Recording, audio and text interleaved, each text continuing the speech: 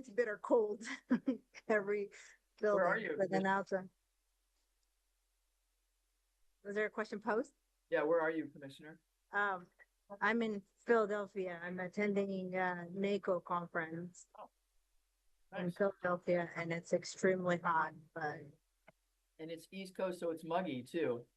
it's so muggy. Yeah, oh, yeah, it's humid. There's like there's some trees planted, but none of the leaves are moving.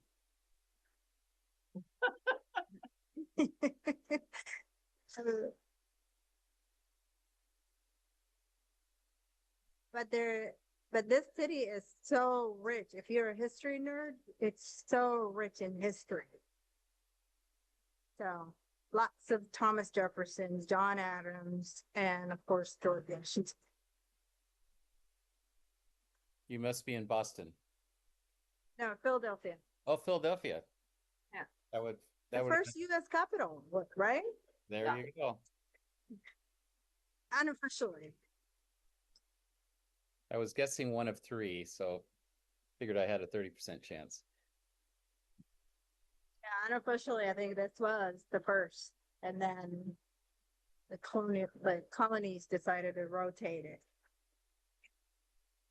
Commissioner, based on statistical data, you will probably do better on that test than most of the rest of us because you had to take your citizenship test and we just went to public school. You got that right. I had to memorize 100 questions of U.S. history, which then got many of us, not all of us probably, but many of us into some version of a rabbit hole of American history. For me, it was American presidency. So I wrote a lot of autobiography about not only the founding fathers, but also current living presidents. So became my U.S. presidents became my obsessions. And if you ask me, my two favorite presidents are John Adams and Thomas Jefferson, and they both died 4th of July. There you go. I had a little bit of I went a little bit nuts on Independence Hall and Sounds super fun. but when I walked in, I was sure since we haven't started the meeting yet. When I walked into Independence Hall, uh, I was hoping by chance I would sit on where John Adams sat or Thomas Jefferson. I sat on some random person's seat. I'm sure he's not random, but to me, he's not. There you go. Well, awesome. Well, welcome everyone. Stephen, how are we doing on quorum? We are ready to go, sir, when you are. Okay, great. Well, welcome everyone to the Monday, July 14th, WCCC post-Signy Day, Signy Die, a little less stress meeting. We'll start off with public comments. Do we have anyone in the audience that wants to give public comment today? I don't think we have any members of the public with us, but we'll give folks a minute to raise their hand. And then I wanted to let you know we didn't have anyone who signed up in advance to speak either. Okay, great. Thank you. I don't see any hands. All right, then we will go ahead and move on to roll call. And if you're attending as an alternate, please let Stephen know as we go through the roll call. I can't hear anybody. We can hear you, Councilor Rosenthal. All right, we'll go ahead and get started. As usual, we'll go by jurisdiction order. So City of Banks, Mayor Kirk. No sound. Here. Thank you. City of Beaverton, Mayor Beatty. Thank you. Cornelius, Mayor Jeff Delane. Present. Thank you, sir. I don't think we have our Durham reps with us. We'll keep an eye out. For Forest Grove, Mayor Wenzel. Here. Thank you. City of Hillsborough, Mayor Pace. Here. Thank you.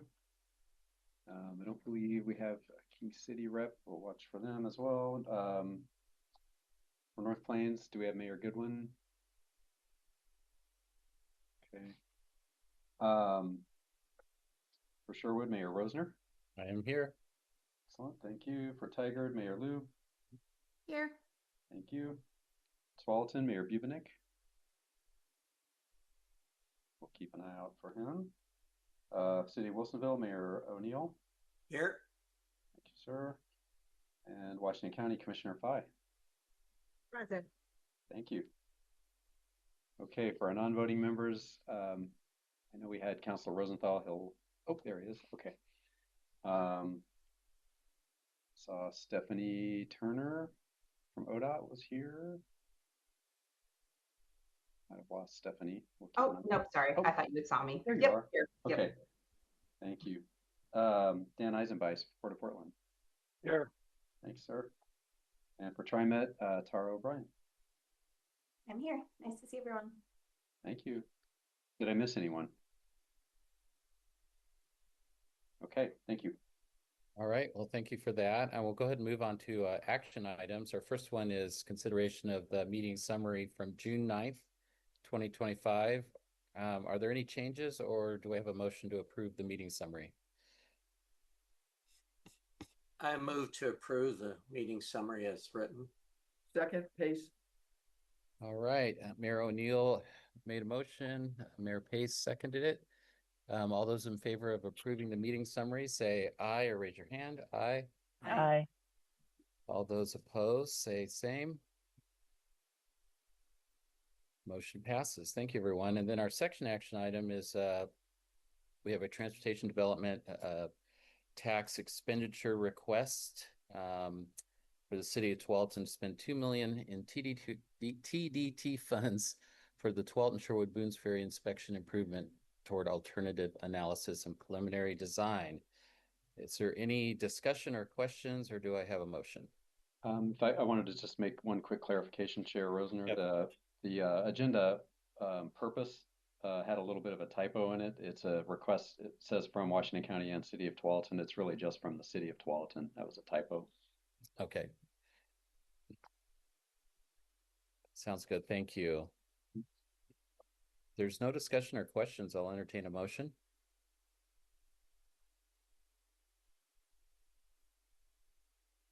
To approve. I'll second. Mayor Lube. All right, Commissioner Fye made a motion, a second from Mayor Lube. All those in favor of approving the TDT expenditure request, say aye, raise your hand. All those opposed, say same. Looks like the motion passes. Thank you, everyone. So now we're going to move into our information sessions for today. The first one is we have an Washington County Resilient Transportation Funding Options Project update. And I believe, Stephen, you and Jessica are going to present today. Yep, I'm going to just kick us off here. We actually have Jordan Henderson from Marina and Company as there the you go. consultant that's supporting us on this project. So Jordan's going to do most of the talking today, but I did want to just give a really quick overview. We've talked about this project a couple times in this forum, but wanted to just keep you up to date as we go through the process. So we're kind of at the stage now of thinking about what the potential universe of different funding options is, and then honing in on some evaluation criteria to try to help us make decisions about which of those we might move forward and which of those we might leave behind at various stages along the way through the project.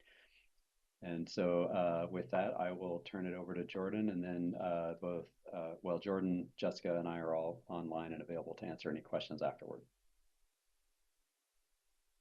Thanks, Stephen. Yeah, I appreciate it. I'm just going to double check. Can everybody see the screen in front of you and hear me? Yes. Great. Awesome. Well, good afternoon. Thanks for having me. Like Stephen mentioned, my name's Jordan Henderson. I use he, him pronouns. I'm a partner with Marina and Company, and we're partnering with the county on this work. And I'm here to present an overview of Washington County's efforts to develop a resilient transportation funding option for capital infrastructure, or better known as the RTFO project is the acronym we're using. And today I want to just give an outline of some of the potential revenue options, sort of the range of options that are under consideration, as well as the proposed framework for moving ahead and evaluating them for implementation. So just quick overview of what we're hoping to cover today. First, we want to give an overview and reground on the RTFO initiative and the work plan that's been developed previously. Then we're going to explore the range of potential revenue options. So there's a lot of options out there. What are they? What's sort of the universe of options that we'll be looking at? Then we'll walk through the evaluation framework that we've proposed to begin evaluating those options for feasibility and implementation. And then finally, we'd like to ask for some feedback and outline some of the next steps that we'll be using to move ahead with that evaluation process. But first, to just reground on the goal of the work, our goal through this is to improve the resilience of transportation capital project funding by identifying long-term sustainable options that reduce reliance on the general fund.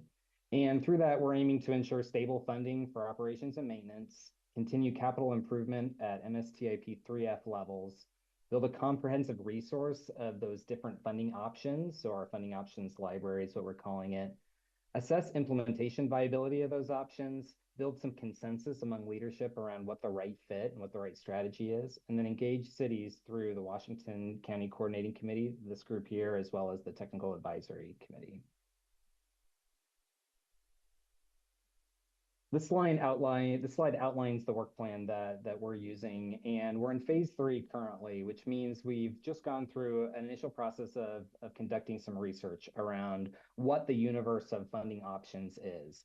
So the next phase of our work is then working to finalize the evaluation framework, as well as drafting a list of those implementable options and then seeking board direction to move forward with a resilient funding strategy. So narrowing the list of options into a concrete strategy that can be implemented moving forward. So like I mentioned, one of the first questions is just what are the full range of options that should be considered? And so through some of our research and just looking at the range of options in front of you, we've identified a really broad spectrum of potential revenue sources grouped into 4 primary categories. Within each of these categories and even within each of these options, there are many nuanced subcategories, different options, and so we'll be exploring those as we go through. But this table tries to summarize sort of the breadth of different options that we'll be looking at. First category is taxes on goods and services. So looking at things like sales or fuel taxes. Second category are taxes on income. So for example, looking at business income taxes, personal income taxes. Third category is taxes on property, such as local option levies, local improvement districts. And then the final category are fees and charges, which include things like franchise fees, system development charges, et cetera. So this list, this range of options kind of presents the foundation for our evaluation moving forward. Which brings us to the next key question, which is how should we evaluate these revenue options and what specific criteria need to guide our decision making as we're looking at whittling down this list into something that's feasible to implement here in Washington County. And to do that, we've proposed an evaluation process that begins again by identifying what the wide range of options is, and then defining some clear evaluation criteria. So that's the step that we're at today, and we'll be asking for feedback on.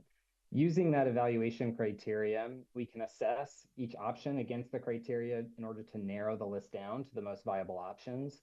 And then from there, finally develop some strategy recommendations on how to move forward with those implementable options.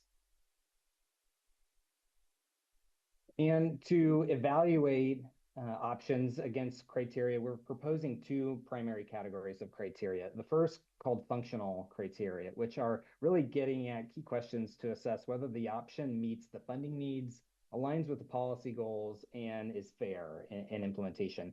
I'll provide a more detailed list for us to review on the next couple of slides. And then the second category around feasibility, which is can it be implemented? Is it legal? Is it politically supported? And can it be administered feasibly?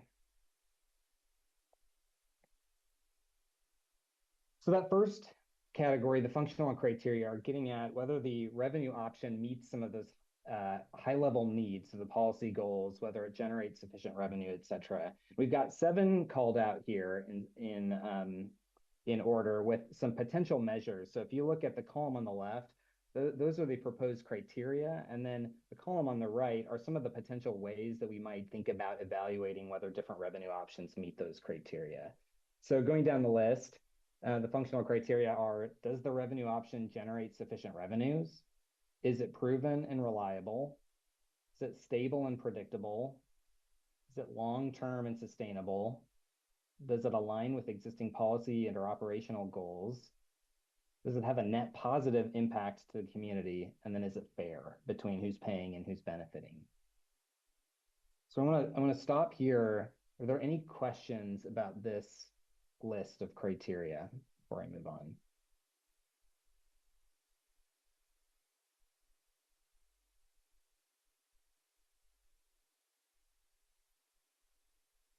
I'm not seeing any. I'll move on. We have a topical slide with some questions for discussion, so we can stop there again.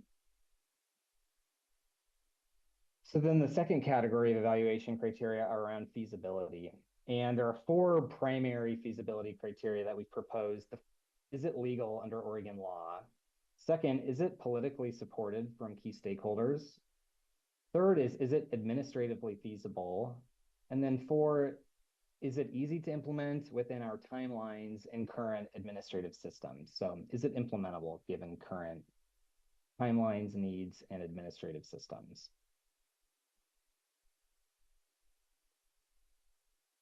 So to get to where we're looking for feedback, what we'd like to know is your general thoughts on that proposed framework. And first and foremost, when you think about the 2 categories of evaluation criteria, we're interested in knowing whether there's anything missing from the list. So when you think about assessing revenue options for feasibility and for achieving the goals of this work, is there anything missing from this list? And then secondly, is there any criteria that strikes you as unnecessary or unhelpful, or do you see any opportunities for combining and consolidating this list? So it's important to us that this framework reflects your priorities to make sure that when we bring back information to evaluate options, that it gives the information necessary to make some judgment on whether options are functional and feasible. So I'll stop there with those 2 questions. Mayor Beatty? I think what's missing from this list is this is asking about something in a vacuum versus like, what are other cities doing right now? You know, Beaverton is looking at an operating levy. It's the first time we'd have to do something like that. Other cities have levies coming up on the ballot. What are we competing with? And, and just to, how to say this any other way but directly, how do we make sure in the future, if we all agree on a countywide transportation money, that it comes back to cities? Because we just lived that last year. And I would say, like, is that politically feasible? Probably not, unless we had some good assurances, since we spent the better part of our last year fighting about transportation money that was taxed across the entire county, that was being used for the county for the general fund. So yeah, I don't think right now this is politically feasible, at least from my viewpoint. And I think it's lacking contextual understanding of what's happening in the rest of the county and the fact that all of us are in a financial situation and who gets to go first and in what order.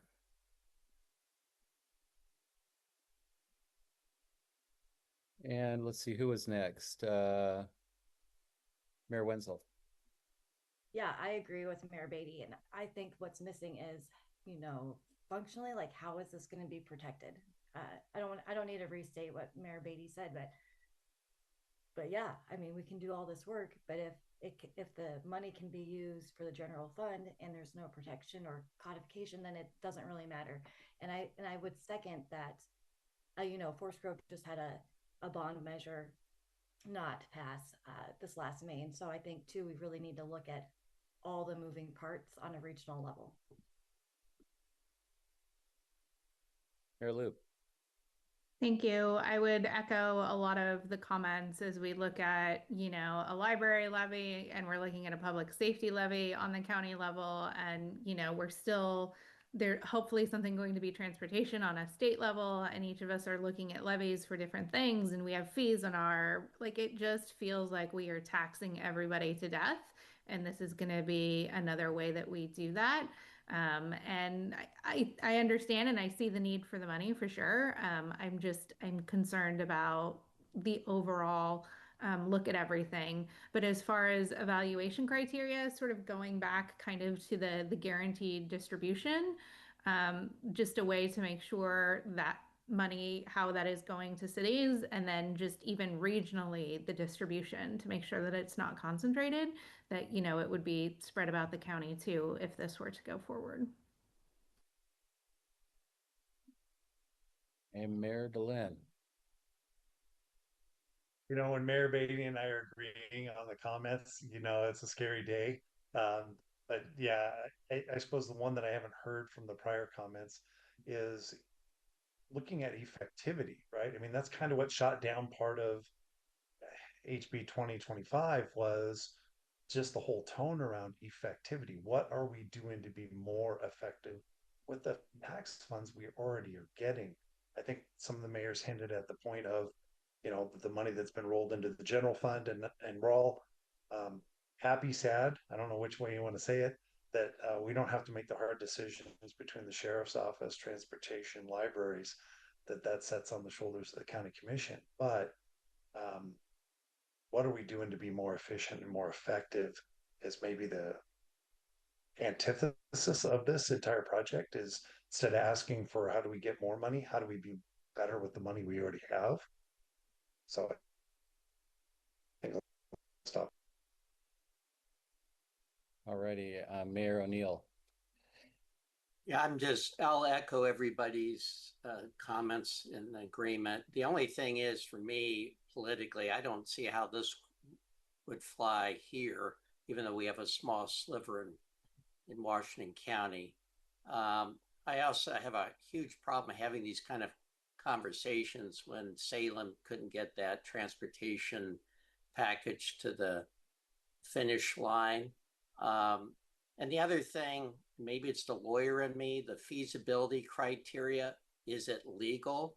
You know, my view is maybe we need to find some creative ways in Salem to change what is legal and wholly redefine on how we fund, if it be transportation, our cities and everything else.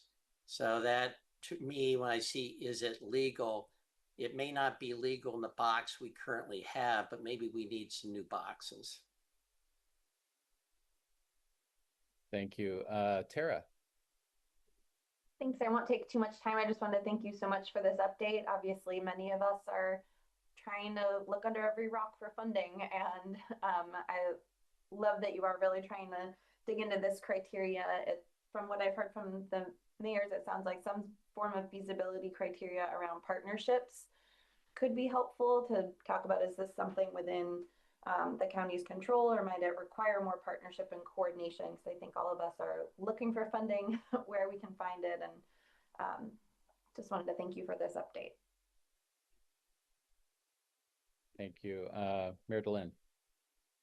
And something that Mayor Lube said in our meeting on Friday just kind of came to me about this too, and maybe Mayor Beatty was talking to it.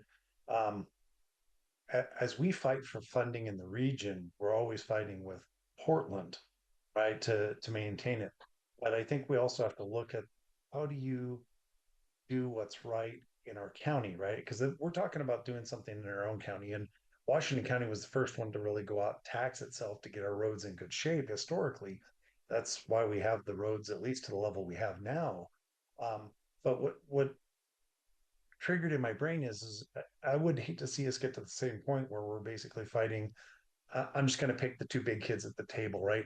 Beaverton and Hillsborough for the funding. So, and where Mayor Lube's point rolls around my head from Friday is, how do we decide when we all want to commit to something bigger, right? Something that would be a cross Washington County regional project versus something that's like, no, we all just want to get our share. So if we, and I'll just use an example, and that to me, it helps me think through these things. If we raise the county gas tax 1 cent, then how do you distribute that money, right? Does everybody get a pro rata by population or by road mile? And then to what Mayor Luke's, I keep hearing her voice in my head from Friday is, how do you balance that decision of doing big things across the county versus just in our own area? So I think maybe that's the functional criteria that maybe I'm not seeing in the list of 7 is how do you balance the decision of the group of Washington County of when to join and when to just get kind of our share. Thank you for letting me jump in on again on that. No problem, Stephen. Really, I'm trying to lower my hand.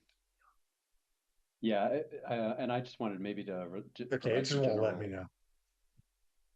So I was just going to provide some general response. If everybody else is done, I can jump in. Oh, I just if I could comment real quick, then of course. I agree with everything that was just said. I just want to amplify something Mayor Delenn just said about. I think you used the word effectivity. I think if we're going to ask for more money, we have to show how we're doing more and better things with the money that we have. And I just feel like we don't have those conversations. What are we doing to look into, do we have a regulatory environment that's efficient from a cost point of view? What are we doing to make sure that we're keeping the costs of these projects down to the bare minimums, et cetera? So anyways, I just wanted to add and amplify on that. And then my normal stump speech about true regional planning, which gets to what Mayor Delenn was talking about. We don't have those big regional projects defined, so we can all come together at certain times to go after those types of projects and be ready to go after federal funds when appropriate. Mayor Loop. Thank you. I think that, we all struggle with asking for more money, right? To do what feels like the same or less. But I also think that it's a fallacy to say in order to ask for more money, we also have to do more if we're not doing a good job at explaining what we're doing is costing more and why is it costing more. Because the promise of, we're going to charge you more money and we're going to do more is just not the reality when there's so many factors that have caused so many increases. Totally agree on government efficiency and reducing red tape and those sorts of things. But there's so many things that have been beyond our control in the last 4 or 5 years that have escalated costs that I feel like it's impossible and we're setting ourselves up for failure if we say we're going to charge you more and you're going to get so much more, when the reality is that's not necessarily the case, simply because of those escalating costs. Yeah, and Mayor Lube, I agree with what you're saying. But I think part of it is having that honest conversation with the voters, because we tend to, I'm using the big we, not pointing at anyone, but we tend to kind of whitewash those things sometimes. So, any other questions? Feedback?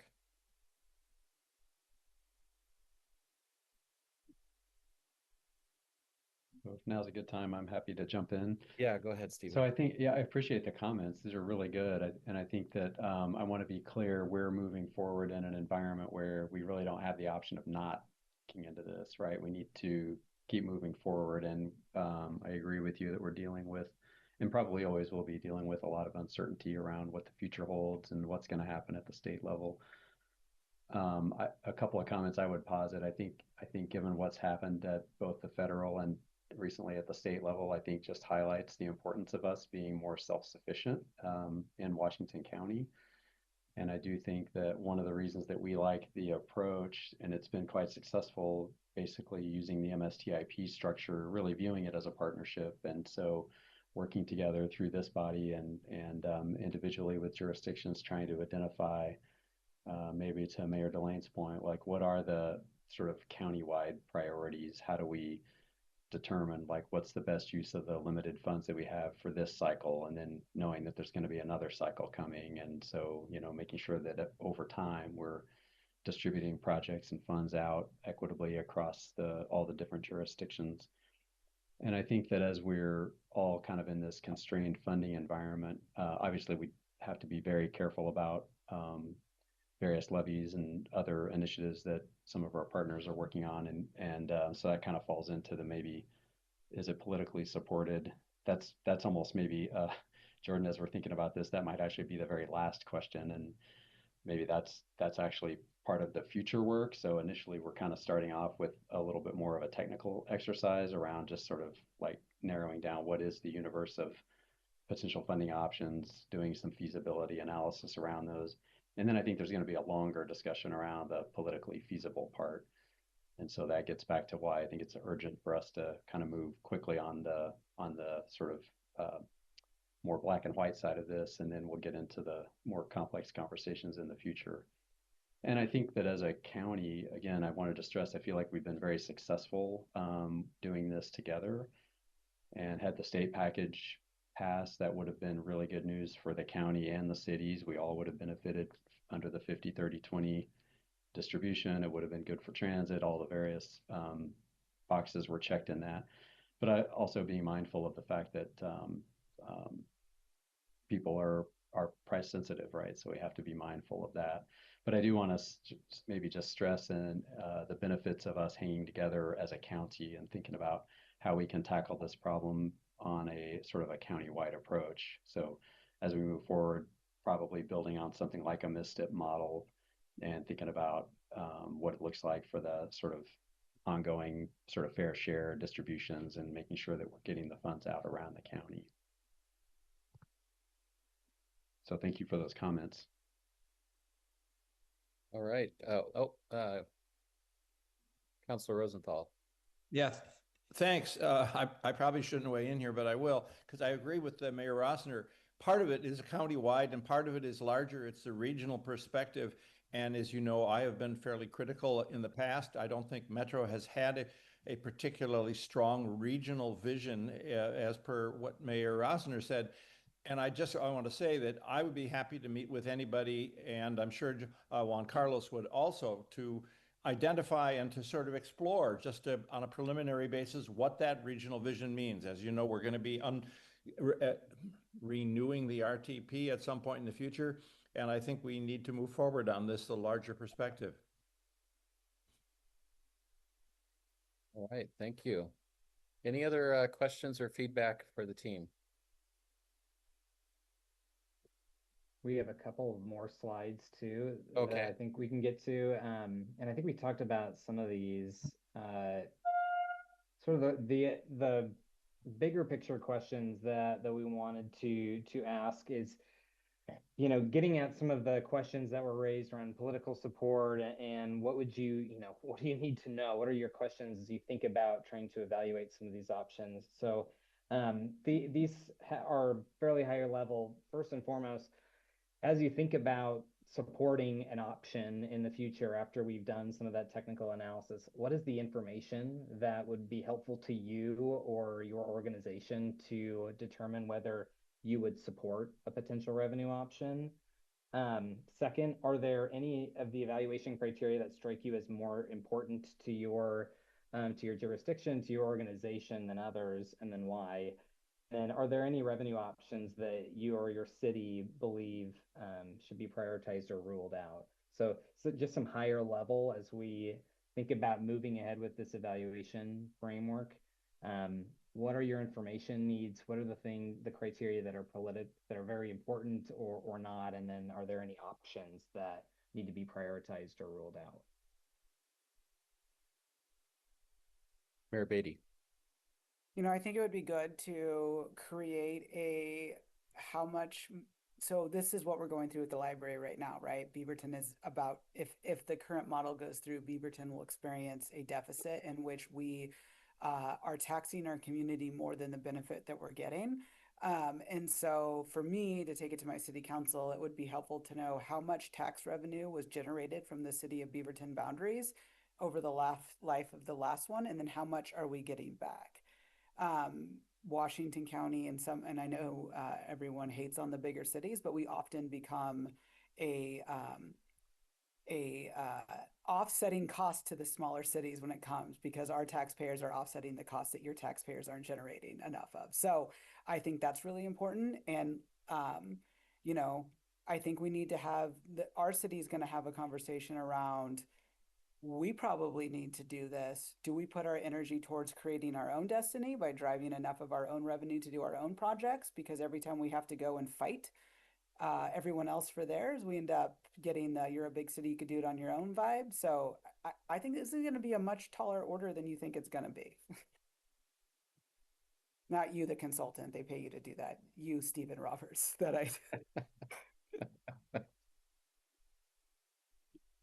Mayor Delenn. And speaking from the smaller end of the spectrum on cities, it is, I think we do need to look at it as the ROI, right? What's it gonna, what are you harvesting from the individual areas, and what's that return, right? I mean, if you took $1 out of Cornelius and you gave $1 back, then it goes to Mayor Beatty's question, well, why doesn't Cornelius just do the dollar thing, right? If it's easier for us to do it all as a group, then maybe that's part of the benefit, cost of, reduced cost of administration, ease of collection, right? When you start talking about things like property tax or gas tax, where it's done, at the county level. But that ROI, right? What's it going to cost us, and be able to look at each one individual area, and then what's the return on it going to be? And I don't see any of the out of metro cities raising their hands, but I think that's part of it also, is how do they play into it also, right?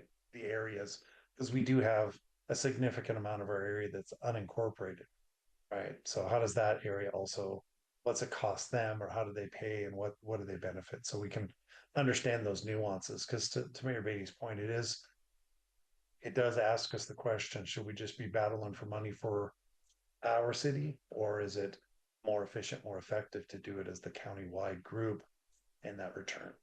Thank you. Commissioner Fye. Thank you, Chair. Jordan, great presentation, Washington County team. I have a quick question, not necessarily the slide you have up, but I'm wondering, Jordan and the team, if you could speak a bit more about how do you actually engage the cities to learn more information from the residents? I know one of the best practices, or one of the things that I really appreciated from when we were embarking on the governance conversations around the library, one of the things that they did was to conduct a robust survey to engage with residents, to sort of gauge where they are, and what heartburns that they have about the libraries, and what improvements they like to see in their own library. So I really appreciated, and I say it was robust, because they had a critical number of people that actually participated in it. So I'm wondering, like, for example, what engagements do you foresee embarking with city residents or county? Like, is there a survey you're going to conduct?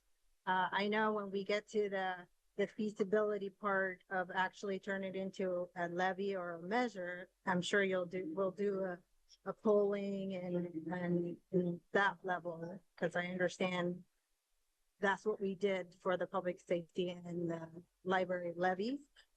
But before that, I'm wondering if you could speak what your engagement plans are for Washington County to also understand this particular questions that you're asking for the mayors. Yeah, that's a good question, Commissioner. Thank you. We at this part of our project, we're not scoped to do public involvement in this phase of our project. So I think this gets back to this phase that we're in right now, really, again, more nuts and bolts, sort of like feasibility and what might be viable. And then I think back to that criteria, sort of politically feasible, I think that almost is starting to even feel like a second phase of our work that would happen after we get through this sort of technical portion. And so I think we'll probably need to come back at some point. And I think this is a great sounding board with this body to think about how we might do some engagement around those things. People are very passionate about libraries. A very small subset of people are really passionate about transportation, but it's a much smaller group. But I think we have some opportunities there, so that we can definitely think about that going forward. Mayor DeLynn. Just to reemphasize on that third question, are the revenue options your city agencies prioritize, right? I think maybe what I was trying to emphasize in my prior comment a little bit was, there are systems already established, right? So gas tax, property tax, these ones are more efficient and effective on their collection, because we already have them established. You kind of just bolt on to them, right? So they have a given efficiency or effectivity, versus if we were trying to set up, let's go way out on the edge of the spectrum, or on tolling, right, for TV highway and things like that, right? that we just don't have the structure. So I think we have to comprehend what the cost of setup and maintenance of anything we do is also. So I just want to get that in there also. Thank you. And Chair, I'm going to switch back to my WCCC secretary hat here. I was going to say, I think we probably should wrap this one up so we can keep on track with our other topics. We have a lot of stuff. Yeah, I agree. Just one more quick point on the evaluation. I think it's important to, if we're going to get to a point where we start to land on options, for me at least, there's going to have to be some agreement at that point about how it's structured. Is the money restricted? You know, how do we make sure that the money is going where we want it to go in the future? And kind of those baseline structural rules, side rails, whatever you want to call them, you know, even before you start having conversations with the voters about it, because I think that's not something we can have at the end right before we're trying to get it on the ballot. That's got to happen up front. Absolutely. Thank you. All right. So thanks, everyone. Thank you for the presentation, Jordan. And we'll go ahead and move on to the next informational item, which is the Metro Regional Housing Coordination Strategy Update. And I think we have Aaron Key and Emily. Is it Lieb? Did I get that correct? I'm not sure Emily's here. I think I'm covering today. All right. But you did get it correct. So thank you, Mayor. It is Emily Lieb. Hi, everyone. I'm Aaron Key. I'm a manager in the Planning, Development, and Research Department at Metro. And as the mayor said, this project that I'm going to give you an update about today is a partnership between two departments at Metro, between our housing department and our planning department. I'm going to speak for both today, but hopefully in the future you'll get a chance to meet Emily Lieb, who is a manager in the housing department. So let me share my screen and get us started. As I do that, can I share my screen? I don't see the oh, here it is. Oh, okay. I was going to say, I'm hoping you should be able to. Yeah. I did. Sometimes you just need a minute. Okay, how does that look, everyone? Looks great. Okay, so some of you may remember that I was here a few months ago introducing this project and the scope of work. So we are partway through, I don't know, somewhere between half and 3/4, where I'll share with you how we've collected a series of ideas, how we've evaluated them. And then the next step will be to produce a draft to send to MPAC and to our council in October timeframe. So let me tell you about more what it is. We, Metro, are required, just like the cities and counties are under the Oregon Housing Needs Analysis, to produce a plan. Ours is different from the housing production strategies that cities and unincorporated areas over 10,000 are required to create. As you know, those come with a number, a production target, and then the plan responds to that target. Metro's is different. We didn't get a housing target from the state. Instead, we were tasked with creating a regional housing coordination strategy within 1 year of completion of our urban growth management process. So just like you, we will be doing this every 6 years, and this is our very first one. But our job is to create a plan that coordinates the activities around the region and the city's production strategies, and specifically works to identify what is in Metro's lane, what is Metro well positioned to do to support the production of housing for everyone who is working on it in the region. So that's the state requirement. When you look at the kind of actions that are asked for, they ask us to identify actions that will promote housing production, affordability, and choice, that it should coordinate with local production strategies, and that we will be working to finding gaps. So I think that just kind of confirms what I was saying earlier. In terms of needed housing, the legislation is specific that we need to be thinking about diverse housing types, high quality housing, physically accessible housing, and affordable housing, housing with access to economic opportunity, service and amenities, and specifically actions that affirmatively further fair housing. So these are the kind of requirements of us, of kind of whatever strategies, I call them actions, come out of this plan, that they do these things. In terms of our process, like I said, we were here when to explain to you about what it was we were up to and what this plan was when we were in scope development. So obviously we've completed scope development. We've been working on our technical analysis, and we've been doing a ton of engagement this year, this calendar year, including with every city's staff that has responsibility to do a production strategy. All 18 cities within the metro area that are required to do production strategies to be invited to participate with us. And I'll speak a little bit more about that in a minute. So that's a piece of the ongoing engagement. This is where we've sought ideas for what should be in metro strategy.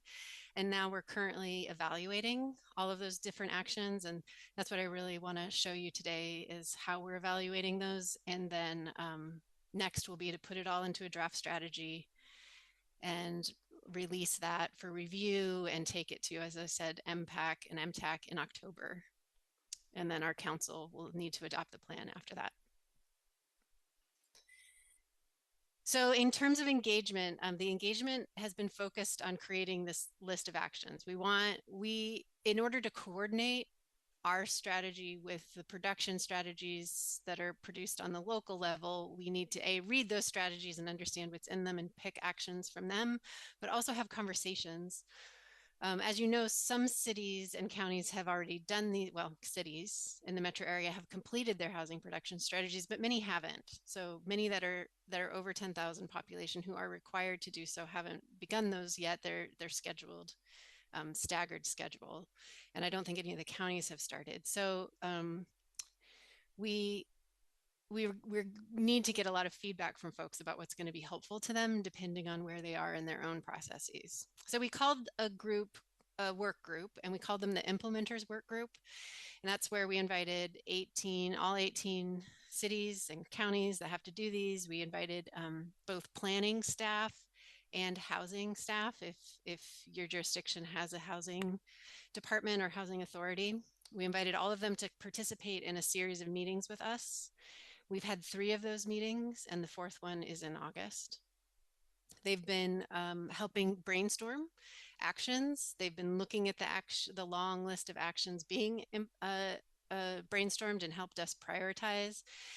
They helped us think about how to evaluate and what kind of evaluation matrix to use.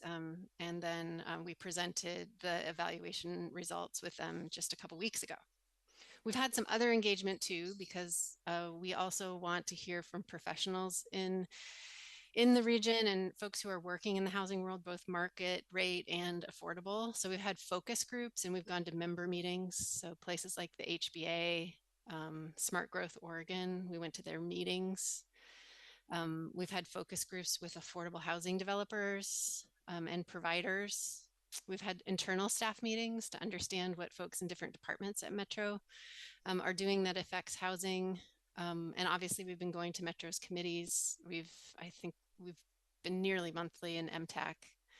And we've been to MPAC a couple times. We'll be at MPAC next week. That's right, next week. And then we've been doing research and interviews. So really I mentioned before, really trying to understand what's already in housing production strategies so that we're responding to those strategies that have already been completed.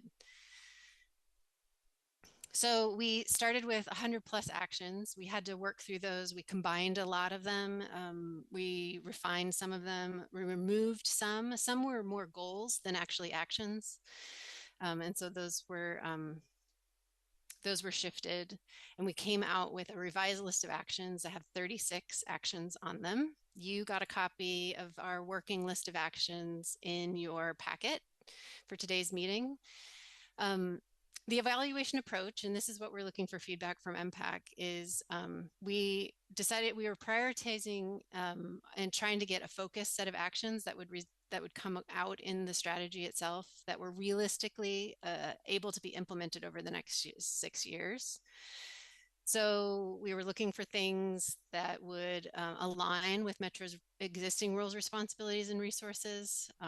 We could obviously do things that are new, but we need to have an ability to be able to affect action in those, bring in the right expertise within the 6 years.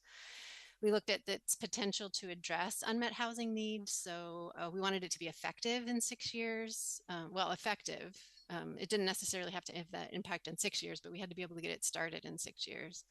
And then we also had to make sure that we covered the advancement of fair housing goals and affordability and access with our list of actions. So in order to do that, we focused our evaluation in these different categories. So we really evaluated things based on this green category: operational considerations and impact. So how much impact would it have, and how much ability does Metro have to do it? Either with our existing staff resources or with funding and our ability to bring in additional resources. And then we did an evaluation. Then we did a kind of categorization of the actions that scored well to make sure that we were getting actions that could fill both of these buckets of impact on the housing stock and advancement of fair housing principles. So if it didn't pass the first green category, operational considerations and impact, then it wasn't measured for the other two. But if it did rise to the top here, we were making sure that we didn't pick a list of top actions that didn't affect fair housing. We needed to make sure that we had actions that would not only impact housing stock, but also fair housing principles. So that's how we approached the evaluation. You can see from this slide, I'm not going to read all of these, but like I said, you have the list in your packet. You can see some of the things that came to the top. When we asked the implementers work group just a couple weeks ago to prioritize, they picked the ones in bold. And they actually had us move a couple up that hadn't scored particularly well, but they thought were really important. I'll show you those on the next slide. But just in the ones you can see in bold, a new affordable housing bond is something that folks thought was right in Metro's lane and something that would be really helpful. I can't disagree. A regional land bank is something that was very popular. The idea of purchasing land that could later be used for affordable housing and purchasing that land across the region in places where it's needed most.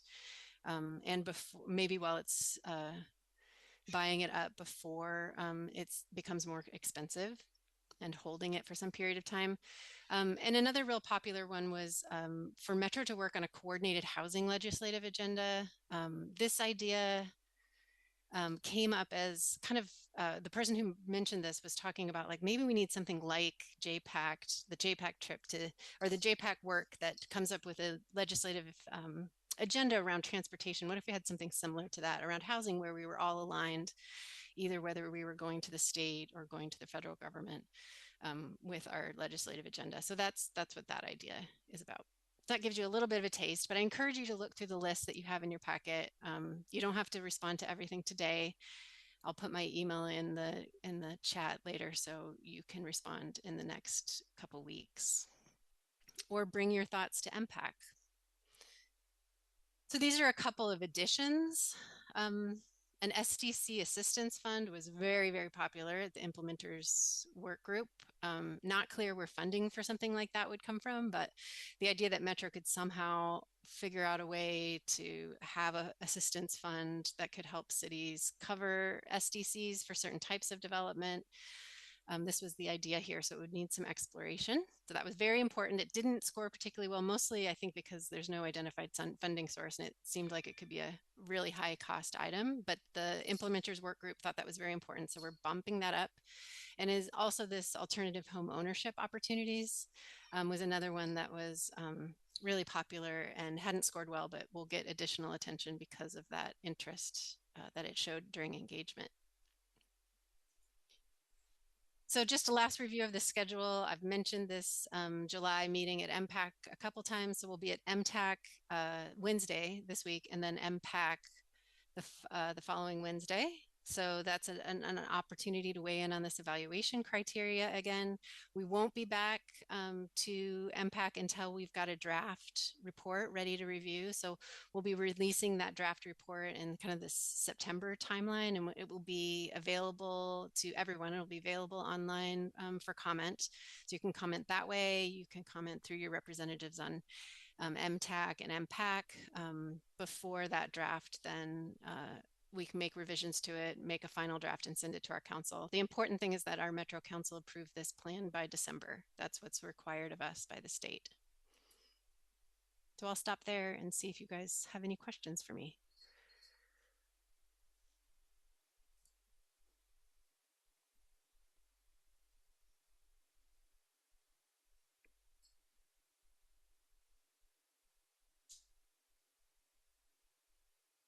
Like Mayor O'Neill has his hand raised. And could you? I'm sorry. Go ahead. Oh. Yeah, I had my mic off. I apologize. Could you give me a little bit more clarity on the density minimums in new urban areas? It's one of those highest scorest actions. And my follow-up is after, I'm just trying to get a sense of how this would affect cities' existing strategic plans. And how does Metro envision their role in density without creating new mandates that circumvent existing city-led and community-based plans? Yeah, I can tell you overall, this strategy doesn't really have much that affects cities or counties. There's a couple of policy suggestions in there, but for most part, it's not policy. It tends to be more programs that folks are interested in Metro funding or leading or providing additional funding for cities or counties. I think your question was what Metro's requirement for minimum densities in urban, so expansion areas, areas that come into the growth boundary. Is that right? Like our current requirements? Well, it would, my only concern, and maybe, we don't need another layer of bureaucracy that impacts the hard work our community has done in our city and our strategic plans we just have voted on. So we already are working with mandates. Another layer of mandates, that's what I'm. Yeah, no, I don't think there's a single action in this list that does anything like that. That doesn't sound at all like what I've seen on the list. There was a suggestion that in new urban areas, so places that aren't in the growth boundary yet, where folks are doing concept planning, that's covered by Title 11 of Metro's Urban Growth Management Functional Plan. There's currently no stated minimum density that those concept plan areas come into the growth boundary at. And Mayor Rosner's here can talk about it. When Sherwood came into the growth boundary, just a year ago, during that process, we had a bit of conversation there at the end because there wasn't a stated requirement by Metro. So one idea on this list is that we could change Title 11 to put expectations more plainly in Title 11. I heard at the implementers work group that that's not something that would be a good idea. So I think there's a lot of area for discussion there, whether having some kind of minimum would be helpful for those areas that are planning to come in the growth boundary. So this is before you have a comprehensive plan or any of your local planning done, when you're actually just beginning the concept plan for an area to come into the growth boundary into the future. Would you want a stated expectation from Metro then, or just wait until the expansion happens? And then often our conditions of approval require some kind of minimum amount of housing to be built. That's what ended up happening with Sherwood, because we don't currently have a stated minimum. That's policy. Yeah, that's correct. And my biggest recommendation would be that Metro just stay in their lane, in terms of how we partner with the cities, because we're all very different, as we've talked about. Mayor Pace. Yep. Thank you. And thanks, Aaron, for the briefing. I appreciate it.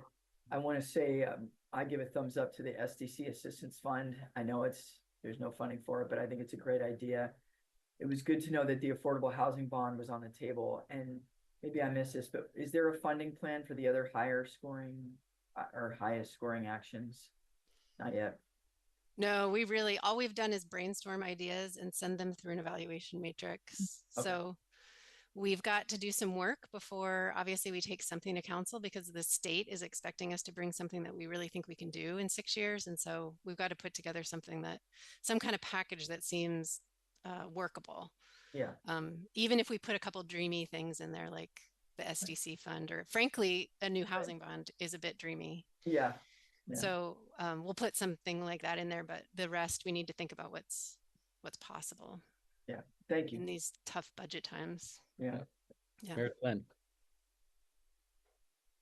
You know, I continue to see Metro as kind of a convener, right? You have the regional look, but being able to bring us together, because sometimes we kind of get locked in our own silo of figuring what we're doing here and why we're doing it and how we're trying to do it. And I think having people step up and get together, virtually or whatever, how do you know, do this? What's working in other areas? How is that? I really see that more as a good role for Metro is, pulling us all together to talk, right? The professionals, the policymakers, the investors, and having us in that one place where we're talking about the one thing, and that's housing production. What's working and why is it working?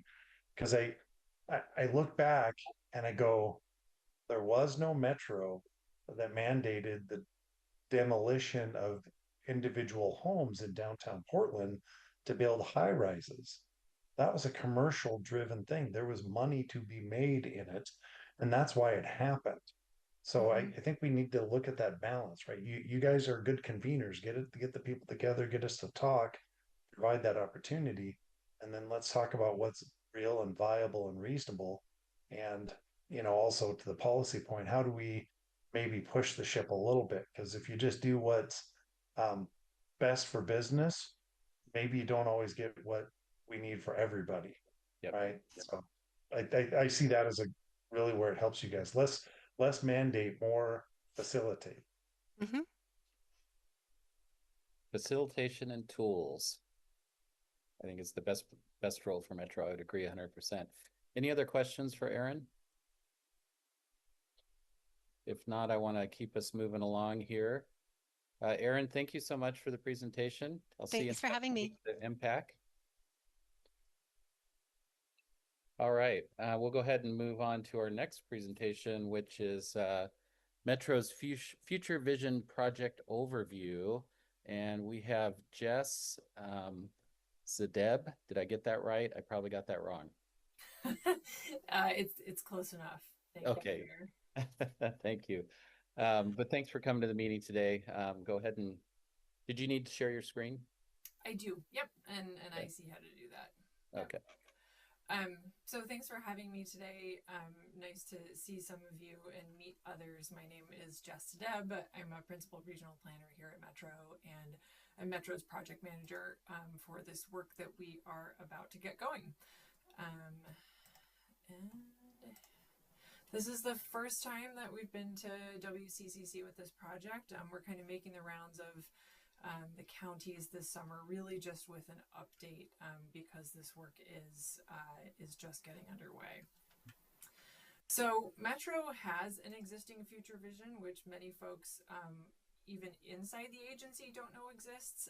It is from 1995, and a little reminder about where we were then. It was a very different world, nationally, culturally, technologically. We were back in the Windows 95 era. We are now fully in the AI era. And here in the region, we had half a max line. We had the blue line from downtown Portland to Gresham. And so we were just in a very different place. And that is actually when our existing future vision was adopted. So as I mentioned, a lot of folks don't know that the future vision is an adopted piece of, it's actually not policy, it's not a regulatory document, it's a conceptual vision for the region. But work was going on that future vision around the same time as the 2040 growth concept, which is the actual policy for land use and transportation for the region. The Future Vision report, which you see here on the screen, a portion of that was adopted by Metro Council as the Future Vision for the region. And that was really led by a Future Vision Commission, which I'll talk about in a little bit. We are required to do this work on a 50-year time horizon. And one thing that we're really trying to talk about early in this process is the fact that planning on a 50-year time horizon is not something we do. Visioning is what we are going to be doing on that 50-year time horizon. And even when planners do the best that they can to vision, we don't always end up where we thought we would. We don't always get it right because there is not necessarily a right in some of these situations. And the image on the right-hand side of this slide is just an example of that. You know, if you know this block in Hillsdale, you know that it still looks pretty similar to that photo of it on the bottom of the screen, and it doesn't look much like the envisioned future for it at the time of the growth concept. So, you know, we're going to be collectively doing this visioning as a region, but we should not always expect that everything is going to come out exactly as we think it will. So the future vision is called for in Metro's voter adopted charter. As I mentioned, it's a long-term visionary outlook for at least a 50-year period. It's not regulatory, although it will eventually hopefully impact policies and programs. The charter also calls for there to be a future vision commission appointed that develops and recommends this vision to council. These are really the salient points from the charter. There's not a ton of guidance from that document as to exactly what the vision looks like. So we have a lot of leeway in deciding what this process becomes for the region. So in aggregate, we will eventually be getting to a point where we're talking about implementation, where we're talking about actions. But everything that I'm talking about today really is focused in that gray box, that vision development process to get to an updated future vision. That's that 50-year time horizon. What we're planning to do is, subsequent to that, work on a shorter term implementation plan in the 5 to 10 year time horizon that sets us on the path toward that 50-year vision. And eventually, one of the actions out of that will be to update the framework plan, including the 2040 growth concept. So that's a little bit more of where the rubber hits the road. Our Metro Council, in discussions with them about what they'd like to see in this process, has also started to talk about the idea of an investment strategy for the region. You know, that might be the kinds of things like Erin was just talking about. You know, what does a future affordable housing bond look like? There are lots of different places where I think we all collectively are having challenges right now in terms of investment, in terms of revenue generation. So that could be another outcome that sets us on the path toward that ambitious 50-year future. And then there will definitely be other actions that we don't yet know what they are. But today, what we're really focused on is that vision development process. We spent quite a bit of time over the last several months meeting with Metro Council and talking to them about what their guidance is for our work to create this vision on behalf of the region. So the Planning, Development, and Research Department at Metro is doing this work on behalf of our agency writ large. We're doing a lot of coordination across our other departments in Metro, whether that's Parks and Nature, whether that's the venues or WPES. But then what we're really thinking is that Metro is doing this work on behalf of the region. The hope for outcome is that we get to a point where we've got partners who are excited to work toward the region's potential together. And those are partners, not just government folks like who are on this phone call right now, but those other parties and partners who can make things who can actually make things happen. You know, Mayor Rosner, you were pointing out the fact that, or actually, I'm sorry, no, that was Mayor Delane. You know, there are market forces and there are business decisions that are super important. And so to getting to a vision, so we really want to make sure that the business community is coming along in the creation of this vision as well, that they're really engaged, that philanthropy is really engaged as well. So we've been very concerted in the way that we've been talking about this and creating the commission and doing outreach to making sure that that cross-sector collaboration is a big part of how we get to that 50-year vision. Metro Council also gave some guidance as to the vision topics and themes that they would like to see addressed in the vision. This is the list that is in the charge to the commission, and it really is that it's at least these topics and themes. There are a couple little call outs within these big picture buckets: creativity and innovation, economic prosperity, resiliency in a very broad sense, and then thriving places, all still considering this with an eye toward the impacts on racial equity in our region. So how are we going to do this work? This is a very high level graphic of the process that we're anticipating for this project. Right now we do have an RFP open, and we'll be selecting and working with a consultant team to flesh out this process quite a bit more in the next couple months. But like any good Metro effort, we're going to start with some research into a couple different topic areas, doing some reflection on how we've been doing in the region, but also a lot of looking ahead to try to understand with some expert help from a consultant team, what are the trends that are coming toward us? Both those things that are a little bit more known at this point, say for instance, the move toward an aging population and what's the impact of that in the next 50 years. And then things that are a little less certain, the impact of technology and the implications of a move toward an electrified future and exactly what that looks like sort of for us as humans and for the landscape as well. So subsequent to that research, we're envisioning a early 2026 push to really have a conversation broadly with the region about what the values are that folks around the greater Portland region want to see pulled through in the next 50 years. What are those things that we really care about incorporating into a vision?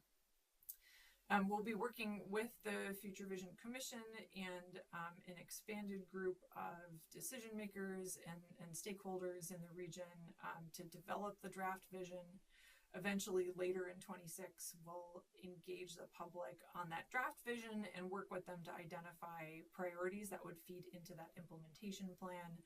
And then hopefully by the end of 26, early 27, we're really looking at a final vision and adoption by Metro Council, and then that move toward implementation plans.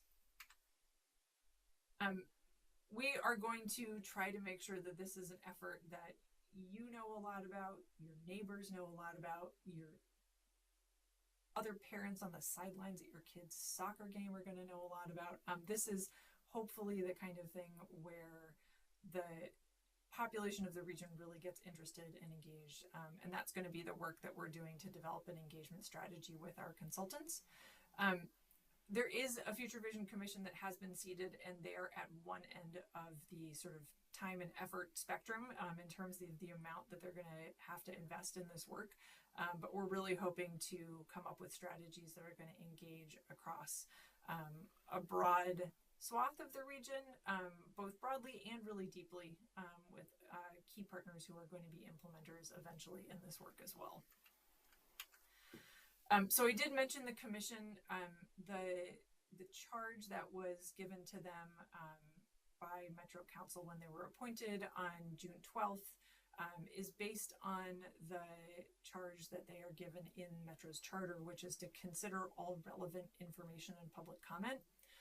Their job really is to take information in that we give them, that we've heard through other means of engagement, marry that with the research that we've done in this project, put those two things together and come out with a vision. It's not, the recommended vision is not the vision of the commission, it's their work to take in information and create that vision based on what we have learned in the process. Metro Council's guidance on the composition of this group was that there are 5 elected officials. The group is going to be chaired by a non-voting chair who is District 4 Metro Councilor Gonzalez, and then at least 2 members per Metro Council district. And then after that, to kind of fill in other interests and experiences needing representation. So these are the names of the folks who were appointed to the commission on June 12th. We're really excited about this group. There are some Metro frequent flyers, as we lovingly refer to folks in here, who are engaged in our processes and are familiar names and engaged with your processes in the county as well. And then there are other folks who are newer to this type of public process, which is really exciting. It's a balance. There is now more information on our website about who these folks are. I'm just going to flip to that for 1 second. So at that link, you'll see the list of individuals, the district that they represent, and then a brief blurb about who they are. So as you're interested and have time, I'd encourage you to visit this page on our project website, on Metro's website. And then I will say that almost every single person on this group also has a LinkedIn page or other information about them online. So I'd encourage you to take a look. I will say that the folks from districts 3 and 4 are on this list. From District 4, Reverend Paul Richards Kwan, who leads a faith community in Cedar Mill, Claudia Yakos, who leads the Cornelius Forest Grove Chamber and owns a small business herself. And then Kamran Mesbah is a retired planner who serves in some civic capacities in the city of Wilsonville now, and also as an alternate on MTAC. And then Patrick Becker, who is the CEO of Becker Capital Management, is also representing District 3. And then Mayor Pace, of course, the elected from Washington County. So next steps, as I mentioned, we have an RFP out right now. As of the end of last week, the RFP for an equity audit of the 2040 growth concept is also out. This body will meet for the first time, the Future Vision Commission, for a social to just kind of get to know each other, get comfortable in September, and then have their first meeting in October. So this is the first time that we're coming to you. It will definitely not be the last. This topic will be at MTAC, at MPAC a lot over the next year and a half. And we'll be working with our friends in government affairs and policy development to really think critically about what are the best strategies for engaging our government partners around the region in this work. So with that, I'm happy to take any questions if we've got time for that. We have a couple minutes for questions. Any questions for Jess? Mayor Pace.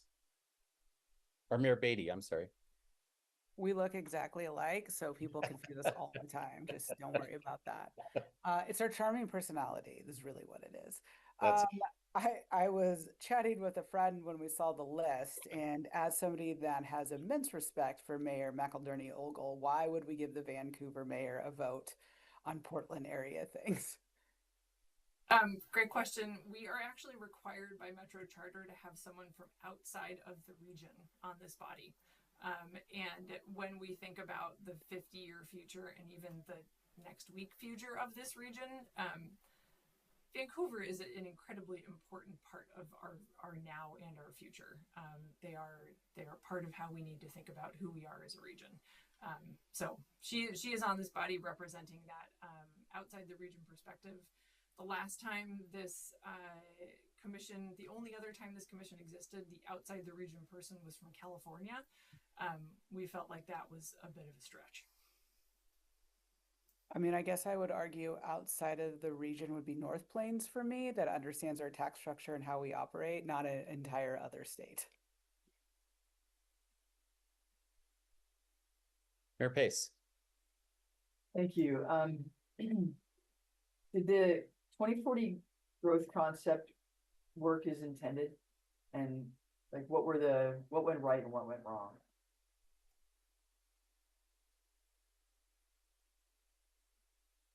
You're muted. Sorry, thank you. Excellent question. That is a set of questions that we are trying to form up exactly how we ask right now. It's an interesting overarching question, like was it successful, was it not successful? Yeah. And I think that I would actually be interested in this group's and others' perspectives, maybe not right now, but of how you would think about answering that question, because it's a question that needs to be asked, even though we're not updating the growth concept right now. It's been such a defining feature of how we've grown as a region over the last 30 years that as we continue to look ahead another 50, we need to be asking that question and thinking about what are the pieces of data or storytelling that can help us answer and do that self-examination as a region. I appreciate your amenability to the questions.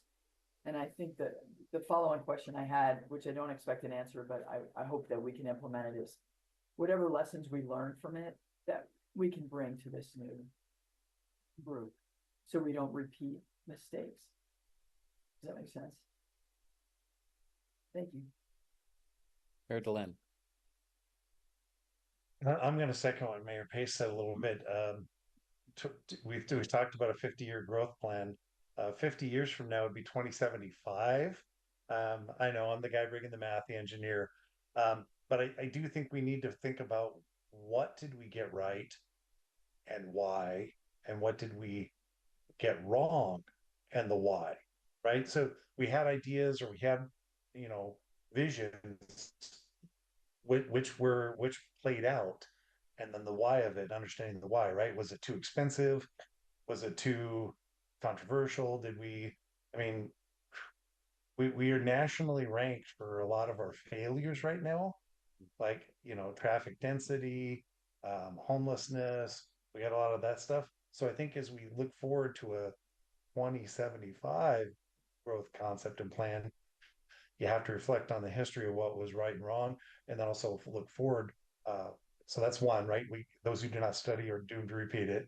And then the other part of it, I don't know everybody that's a who's who in the metropolitan area, not to, cast shadow on Mayor Ann either, but I think about, keep talking about workforce housing and affordable housing, and then I look at where does that actually occur as I travel around, to rural areas and urban areas around here. And what is big businesses buy-in and commitment to that, right? I mean, if you don't, that's who's wants workforce, a lot of it, right? The services, the people. Well, are they on that list? Am I missing who's on the list? So maybe Jess, you can help me understand who's from there, from Columbia, or I know Intel's not in favor right now, but Nike or other major employers that are looking for workforce, and how are they going to be engaged and participate in this as we move forward? Thank you. Thank you. Yeah, Mayor. thanks for the question. I'll quickly respond to that. I think our council would have been really happy to have someone higher up at Columbia or Nike on this group, and that just didn't happen. We will be attempting to engage with those types of folks. I had a good chat recently with Duncan Wise about, how do we make sure that folks from Oregon Business Council and his members are engaged in this, and what's going to bring them to the table. There are business folks on this group. There's a partner from the Oregon Venture Fund on here, and I would encourage you to look at the descriptions of the folks on the website. But short answer, we are going to really be trying to reach out to and engage with those major employers in the region as well in the process. And I this is a suggestion. I would reach out to GPI as well if they're not on the list, because I think they can have a really broad overview of the economic development side of this. Mayor Kirk. Within Metro, I know that my constituents, even though we love killing wetlands, don't want to be associated. So we're probably going to be keeping out of that 50-year plan. But one thing, if you could remember, especially when you were talking about Hillsdale, is please remember Goal 5 for historical, and also for land resources. Unfortunately, it has been somewhat thrown out of my area, and it's going to get reestablished. But we need to make sure in the next 50 years we don't necessarily destroy what we enjoy now, what has given us enjoyment in the past, just for the fact of a nicer building. Thank you. And Mayor Pace. Quick question. I didn't see the list on the website, only on here, but is there any Indigenous representation? Yeah, thanks for the question. We just last week at Metro Council, there was one additional person added. Their name is Brianna Bragg. It took a little while to get to a point of getting someone on. Brianna works for Multnomah County Health Department and also is the co-founder of a local nonprofit that works with the Indigenous community. Thank you. And separately from their representation on the commission, we will be having a formal tribal consultation process as part of the development of the vision that Metro will be leading. Thank you so much. Yep. All right, thank you. And just a quick comment, I'll wrap it up, then we'll move along. I was thinking about the bullet you had on economic development, and it talked about sports tourism, and workforce development. I would caution when we talk about economic development, we 30 years ago, we made a lot of investments that really drove the growth in the region in terms of bringing jobs. We're not doing that anymore. So I think especially given the time frame of this, we really need to look at what are all the things we need to be doing to bring new employers to the region. Because right now we're just rearranging the deck chairs.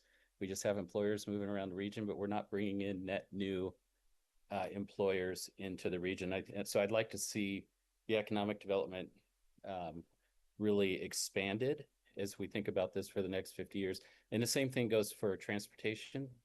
What is this region going to look like in 50 years? What are the transportation networks that we're going to need to have, to move people around the region? So, but anyways, thank you so much, Jess, for coming in today and giving that presentation. We appreciate it. And we're going to go ahead and move on to our next item. We're running a little bit behind. Metro Regional Rail Study, and we have Elizabeth O'Hare. Are you with us, Elizabeth? I am. Hello. Can you hear me? Yes, we can hear you. I don't see myself on the screen, but maybe I'm... No? Yes. There Hello. you go. Oh, wow. I have an interesting background. This is a surprise. I've had my computer updated, so I hope you're enjoying Split. Or no, I don't know where this is. It's Belgium. That's where it is. Anyway, thank you for having me here today. Is someone gonna run my slides? If not, I can do that. I think we talked about Yeah, it. I think if you want to go ahead and do that. Yeah. Oh, me? Okay. Yes, please. Yep. And I just got a computer update, so hold on a second. I'll do this. Okay. Can people see this? Not yet. Not yet. Dang. Okay. Sorry. Share. When you're running behind, it's the perfect time to figure out why I can't share with you. Okay. Share more. Apologize. And if need be, I think I can pull your slides up too here. That would be great. I no longer... Oh, here we go. I found it. Thank you. Apologies. Share my screen. And we can see it now. Okay, but are you seeing a full screen? No, we're not seeing the slideshow. We can see the slide, but it's in. Yeah, hold on. Oh, I don't know. Yeah, we can see the notes and stuff. Yeah, I'm trying to switch the window. Okay. From current slide. How about this? No view. Slideshow, please. It's showing on my other screen, so I know what you're looking for, and I there also we go. Did that work? No. No, but we could. There you go. Oh, there we go. Oh, thank goodness. Okay. It looks the exact same as when it didn't work. Okay. Hello. Thank you for having me here. My name is Elizabeth Marissa O'Hara. I am a project manager at Metro, and I am leading the Metro Regional Rail Futures Study, which is, I'm hoping today to just give you a quick overview of what the project is, what it isn't, where it came from, what we're hoping to accomplish, and get some feedback from you on your ideas about who we might want to engage with or any other thoughts about the corridors. Okay, let's see if it will go to the next slide for me. Please do it. There, yay. Okay, so the Metro Regional Rail Future Study did not come out of the regional transportation planning process like most of our projects. This came about through the Oregon State Legislature. Political folks, we love having the big vision, but we need to kind of test that. So they've asked us if we're missing something in our high capacity transit vision for the region. Are we missing an opportunity to look at heavy rail corridors and see if we could add passenger service there to fill some of the gaps? So we're looking at that based on the Oregon State Legislature putting a couple of sentences into omnibus spending bill, and they've asked us to take a deeper look at within the metro region area, do we have an opportunity to add passenger rail service to meet the needs of people who want to travel in our region. So we have started putting together a technical advisory group. We have folks from agencies, transit agencies, advocates, railroads, and others to keep people informed and share our findings with their colleagues and to help us by providing feedback. Washington County has a representative. It's Reza Farhoudi, and if you have questions, you could ask him, but you're also always welcome to reach out to us and me at Metro in particular to answer any questions with what we're finding. There's really 6 primary project components that all need to be completed by December. We have a short timeline and a fairly small budget. And so we're working on doing some stakeholder engagement. We're going to have 4 touches with a technical advisory group. The next one will be in September to share some information that we're learning about the desired travel, the markets. And we've already shared some information on existing conditions. We've put together passenger readiness characteristics and some maps, and we're using maps to help us do some analysis and hone in on the most promising corridors. In late October, November, we are going to have a report out for the legislature, and it's going to share next steps and some recommendations. So this map is showing the urban growth boundary. It's a light gray, and different rail corridors by ownership. And I just kind of wanted to share the regional study area because there's a lot of, it's not a perfect match for where the rail lines are. Some of the more logical end spots go outside of the region. So we're trying to look at what markets make the most sense within our region. If there's a connection that we wanted to look at that went outside of the region, we would consider that. This is, again, really a planning level, high level. Are we missing something? And it's important to think about how it differs from other work that's going on. Right now, Amtrak is taking a hard look at their service running north to see if there are things that they can do to improve efficiency and get more service. The Cascadia High-Speed Rail project is underway, and that project is looking at connections between Vancouver, BC, Seattle, and Portland. And it has a much bigger budget. It has a longer time frame. There's 4 years of planning before it gets to the NEPA process, and it's a deeper dive. And then this is also different from the WES extension study. One of the other competing bills at the time that this happened in the state legislature was a look at how to extend WES to Salem, and that bill did not go forward. So we want to just make sure that people aren't expecting this study to do that. We want to learn from what's happening with WES and talk a little bit about what we know about the markets for travel in that respect, but we're not going to be doing that analysis. And in fact, there's more information than, deeper information already on WES extension than what we have for a lot of these other corridors. So this project is going to help us with our future vision, thinking about what's feasible and also kind of in comparison to other high capacity transit options.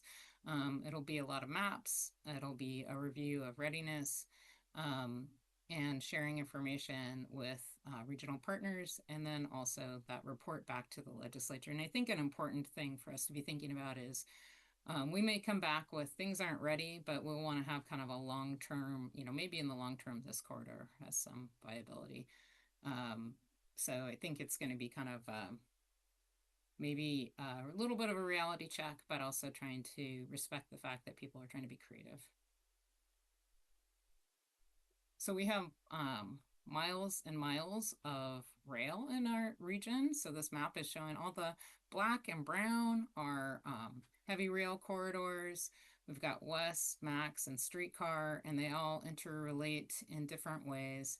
And they're all in varying conditions, and we need to kind of understand where these are and what the conditions are of these corridors to understand if they could serve passengers.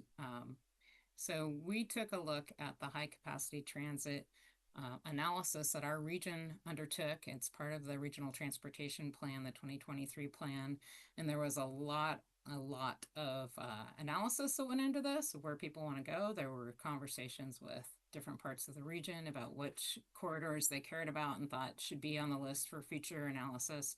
And there was a big deep dive on how do we serve our region. And so we don't want to throw that out. This map is showing the routes that already exist with having high capacity transit. And when I say high capacity transit, I'm talking about light rail, streetcar, and bus rapid transit, and the ones that are in the planning process that are moving forward. Like Southwest Corridor is in here because if the plan has been completed, we know we would like to have light rail there, as well as 82nd and TV Highway, which are being moved forward for bus rapid transit. And so when we look at this, we can see that those brown areas are where there's some freight lines that might be opportunities. And so we know from the high capacity transit analysis that there was a lot of desire for more HCT. It's showing the green. And then when we overlaid the freight corridors with those desire lines, we started seeing some potential corridors. The one to the north would be redundant with work with IBR. There's a light rail being planned. Would be also with Cascadia high-speed rail and some of the other analysis with Amtrak. So that's not looking as likely that we would be looking there. But maybe some of these east-west lines in the south could make some sense. And so while we're early on in this study, we saw that these were vision corridors, which means they weren't right for HCT, but there was a lot of interest in them as part of the high capacity transit analysis, the strategy. So we're looking deeper into those, and then we're going to run these corridors through a deeper analysis to see, geography is one thing. Are these feasible? Are these places that could make some sense? And so we've come up with the help of our experts, a list of passenger readiness characteristics. And these kinds of things would have to be taken into account before you could say, yes, there's something here, we want to go forward with a project. And there's some big ones. Ownership is a big deal. If you've ever worked with the railroads, they're private entities. They have a congressional mandate to run their railroads, and they are focused on freight. That's their main form of transportation. And so freight and Amtrak are prioritized, but because of the needs of freight and the global supply chains, it may not make sense for them to want to have passenger service there. So that's a reality that we would be working within. There's also at-grade conflicts. We've all seen those, and order of magnitude costs. So we're going to look through the more promising corridors and kind of walk through the passenger readiness characteristics and get a very high level idea of the feasibility or time frame when those types of things could happen.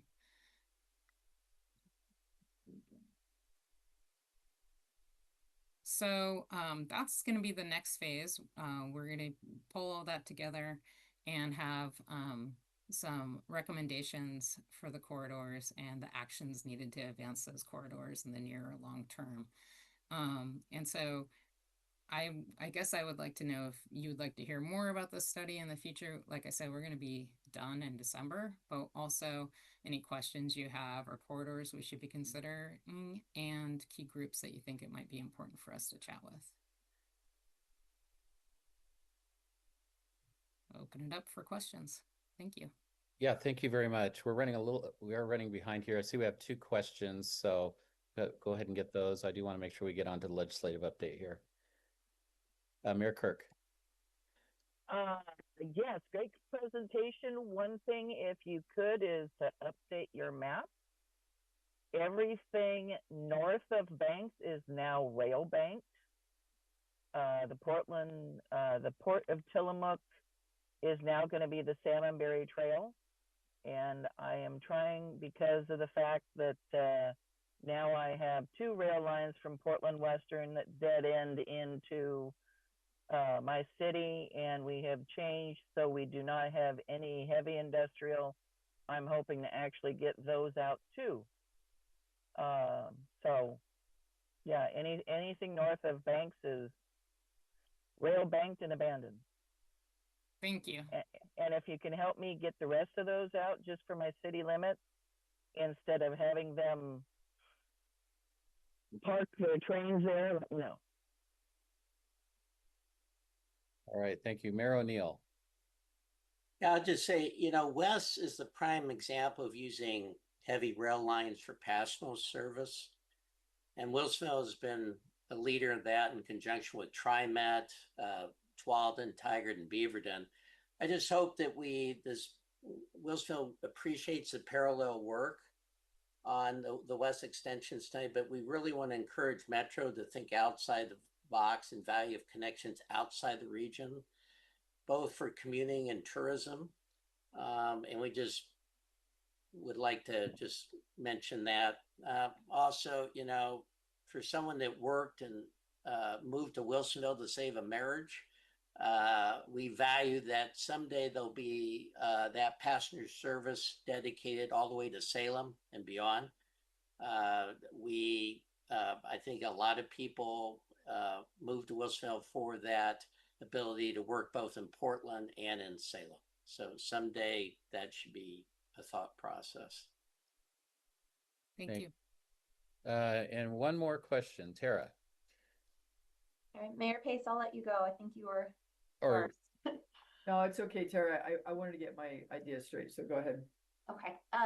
Thank you for presenting, Elizabeth, and Mayor O'Neill, for your comments. I just wanted to make sure, I know we are on the TAC, but want to make sure that you all are talking with our West operations team as part of this study. This obviously is the most relevant example, and also strongly considering operating costs as part of this, since as you all know, the operating cost for West is far higher than many of our other services. So just want to make sure that is strongly being considered as in the next phase of this study. Have you all already talked to our team about that? I think we are reaching out, and so we need to get on that. But I do think also, I guess what I wanted to say is you're absolutely right on the operating costs.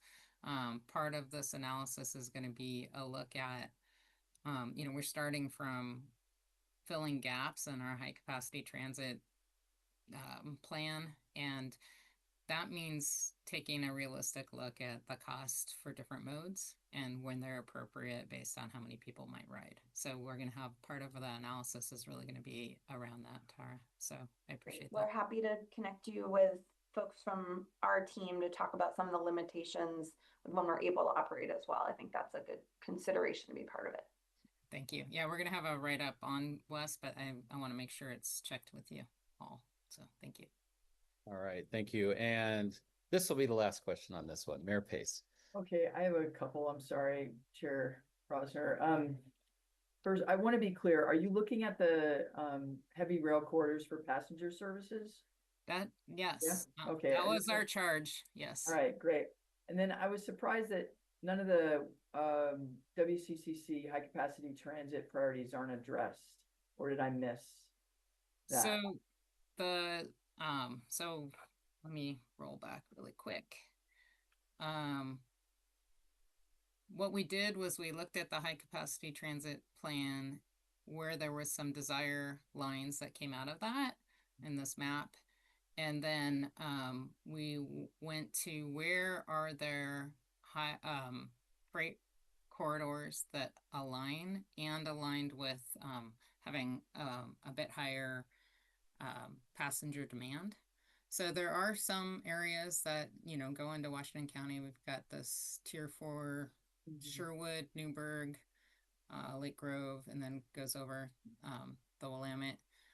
But the others did not show as much, either they didn't show as much market desire for travel, or we're already covering those areas. We didn't want to be redundant with like the TV highway or other light rail lines. Okay, just respectfully, the 185th crossing with the max and 185th borders Beaverton and Hillsborough, it's almost impossible to get through at this point. So it takes 15 minutes to get down 185th because of the max line. So something to consider, because I'm surprised when you're talking about use and interest that I've driven 185th at rush hour and it's packed, and that to me shows interest, right? That we need that. And then did I miss it, or is there any clear Tier 1 corridor? These tiers are based on the high capacity transit analysis. These are ones that were, you know, worked through over the years on that project.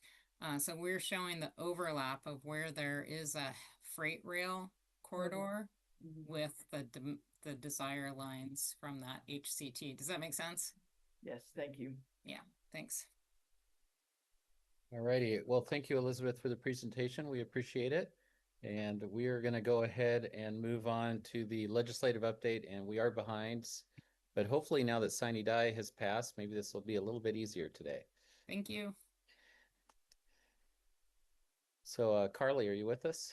Yep, there you Yes. Hi. Thanks so much, Chair Rossner, members of the Washington County Coordinating Committee. I will be brief. I do wish there was less to discuss after a long legislative session, but it was quite busy, as you all are well aware. Again, for the interest of time, I'm really going to click through many of the slides and really focus on the meat of the conversation, which is the ongoing work in the transportation space. But I did just want to highlight that this long session was record-setting in terms of the number of bills that were introduced. We saw 704 bills that were passed, but over the 3,400 bills that were introduced, it certainly created a lot of work for all of us reviewing bills to determine the impact for our local jurisdictions, and frankly also for legislative staff. So I think some of the framing of the media as the session being chaotic and directionless was felt by all of us throughout the legislative session, and certainly framed up by the chaos in the final hours with the transportation package. So I'm going to just spend a few minutes talking about where we're at. Last week when I spoke to the TAC committee, I spent more time talking about the kind of birth of HB 2025 and then the demise. But I know that many on this call really tracked that lifeline. So what I do want to touch on is essentially what we did see was that HB 2025 was amended 28 times, in large part thanks to a lot of the response and feedback that local jurisdictions, transit, and just a large coalition of stakeholders provided. We did unfortunately see the bill's failure in the final hours due to political hurdles and failures in negotiation. And even though the bill did pass out of the committee after some interesting committee restructuring, it did not gain support in either chamber and remained on the speaker's desk at Sine Die. Another bill that I want to touch on is HB 3402. This was a bill that served as a placeholder for the majority of the legislative session until June 27th, the final day of the legislative session, in which an amendment was made to propose a increase of the gas tax to 3%, with that funding going to ODOT with an effort to preserve jobs. As we all know, that bill did fail to pass before sine die. It failed in the House on a procedural vote that was attempting to remove the rule that required that the bill be read 3 different times on 3 different days. So the bill did not pass on that procedural hurdle.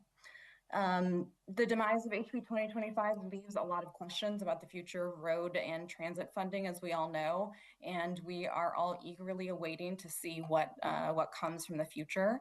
As I speak here today, we don't yet know what Governor Kotek is going to do. However, there does seem to be a lot of rumbles and murmurs that there is momentum behind possibly calling a special session.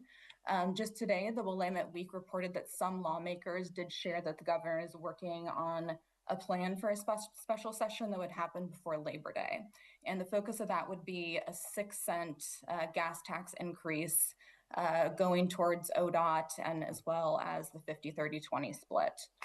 We don't yet know what would happen with transit. We don't yet know what would happen with Great Streets and other programs that our local jurisdictions really care about. So I would say stay tuned and be ready to respond. And I think ultimately the big question and message is that even if there is a what could be perceived as a small pie, a stopgap bill that is passed in a short session or a special session, we still need something that is going to be statewide, comprehensive, and really deliver on our needs for our system. So we do need to be looking at something that's going to be more robust, and frankly, probably something in 27 that's going to require us all going back to the table to negotiate and engage with the public in another process.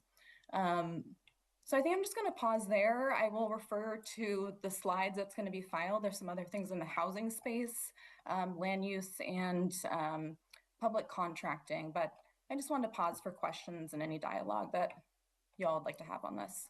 Thank you so much. Thank you, Carly. Any questions for Carly?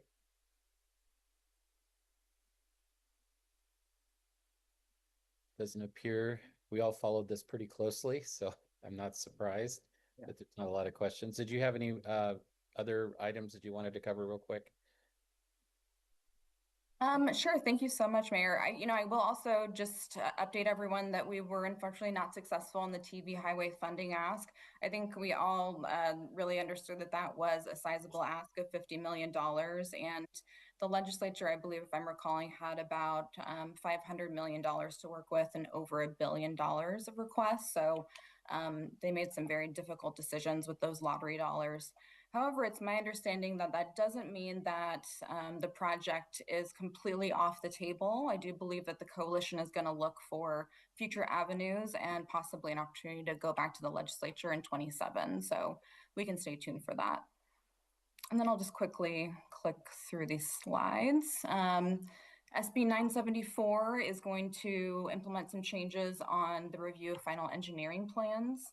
Another bill to take a look at is HB 3031, which essentially provides funding to local jurisdictions to support the investment in housing infrastructure costs, and that is going to be connected to qualifying affordable housing.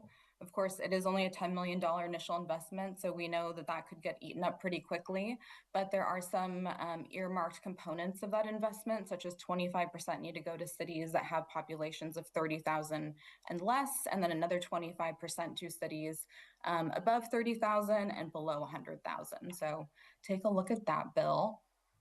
Some other bills in the land use and housing space that you can take a look at on the slides. And then also I just wanted to celebrate that there was some success in the affordable housing preservation space. So those homes that are federally regulated for affordable housing preservation will have a few more statutory requirements, such as notices to those who are tenants in those homes who are facing expiration, and then also a budget allotment that's going to allow OHCS to actually purchase some of the affordable homes that are facing expiration. So some great things that hopefully we can continue to invest in future sessions. And then another bill to just take a look at is the expansion of a prevailing wage law that's going to impact some of our likely project costs. It's going to expand prevailing wage to certain materials that are produced off-site, fabricated, assembled, or pre-constructed. So something to have your experts take a look at. That's HB 2688. And that is the conclusion. Thank you so much. Thank you, Carly. Really appreciate the update. And I'm going to go ahead and move us along if everyone's okay to that. We have our regional committee updates and discussion here real quick. On the, well, I guess we'll start with JPAC, Mayor DeLynn, Mayor Lube, Commissioner Fye. Did you have any updates or comments you wanted to give on that? Just seeking if anybody had input. Basically, big ones are the amending or adding 3 I-5 interstate bridge placement projects to the 24-27 MTIP. Didn't know if anybody had feedback on that one. I'm sure there will be lots of testimony at JPAC on Thursday. And then the other big one is the 141.6 million of regional flex funds that covers our list of projects. I think we're all aligned on that. And then the other one is the other regional flex funds. Looks like Mayor Beatty.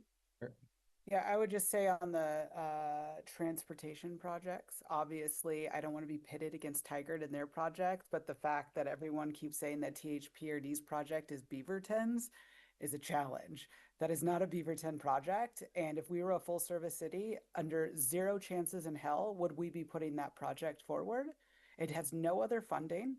It is not even remotely in the possibility of being done, where we have raised millions and millions and millions of dollars of federal funding to include a federal funding project grant. And I missed our meeting when WCCC moved that forward. And I'm sorry, my alternate couldn't come, but I will not allow you guys to take the easy path and continue to call that a Beaverton project. Duly noted. Not a Beaverton project. Got it. Mayor Lube. And it's a ridiculous thing that we're putting forward because it has no chance of getting federal funding. Yeah. Go ahead, Mayor Lube. Is there a project that so what happens in that scenario if that doesn't go forward? What's the timeline and how is that reallocated? And then I actually have a comment. Staff, do you want to talk to that, or do you want me to make my my push at it? Basically, Mayor Lube, that's how we had carry forward from the last one. There was things that didn't get federal funding in the last one, and then they end up getting carried forward, or they end up being redistributed for overages on the other ones. Staff, any corrections to my statement? Nope. Okay. And question? When it gets reallocated, is it reallocated back to that specific county or general region, or does it go back in the whole pot? Because if it's, as Mayor Beatty said, are we able to then go back and say, fund Washington County, fund the Beaverton project? We can monkey knife fight for that, but the last ones, they've just rolled back into the next request and allocation into the general fund. So that's where, remember when they came to us and they said, hey, we found $10 million. That's where they found the $10 million was from stuff that didn't go forward in the last set around. Okay. I just wanted to say that I want to thank everyone who worked really hard on getting our projects forward. And, for Metro for listening to our community members in the comments. So if anybody wants to, thank them as well, because that is what they moved forward, is having public opinion weigh in. I wanted to shout out that, we oftentimes beat them up maybe, and this is an opportunity for saying thank you for listening to our constituents. So I wanted to vocalize that. Thank you. Awesome. Anything else left on JPAC? That's the big ones I had. Anybody else from the rest of the group?